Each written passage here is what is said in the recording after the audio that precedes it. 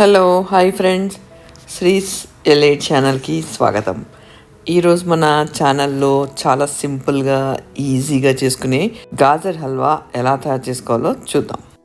దీంట్లో మీకు కష్టమైన పని ఏంటంటే గాజర్ని గ్రేట్ చేసి పెట్టుకోవడం.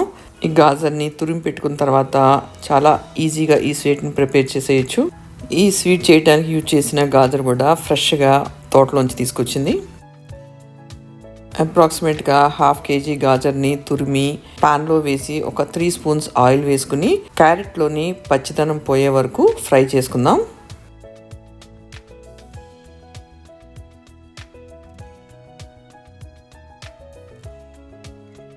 ఈ క్యారెట్ని ఫ్రై చేసుకున్న తర్వాత ఒక గ్లాస్ ఆఫ్ మిల్క్ వేసుకుని మిల్క్ ఎవాపరేట్ అయ్యే వరకు ఫ్రై చేసుకుందాం.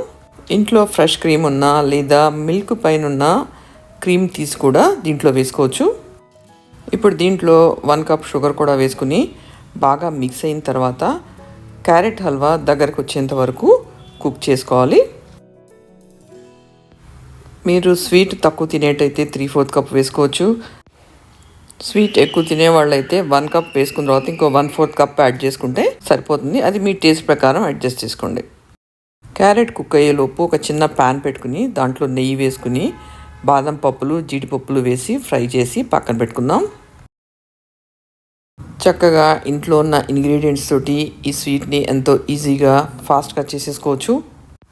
స్వీట్ షాప్కి వెళ్ళాలి, కోవా తెచ్చుకోవాలన్న టెన్షన్ కూడా అక్కర్లేదు. వావ్, ఎంతో సింపుల్గా గాజర్ హల్వా రెడీ అయిపోయింది చూడండి. దీన్ని సర్వింగ్ ప్లేట్లో తీసుకొని చక్కగా డ్రై ఫ్రూట్స్ తోటి గార్నిష్ చేసుకుందాం. ఇంకొక ఇంట్రెస్టింగ్ వీడియోతో మళ్ళీ మీ ముందుకు వస్తాను. అప్పటి వరకు బాయ్ అండ్ టేక్ కేర్.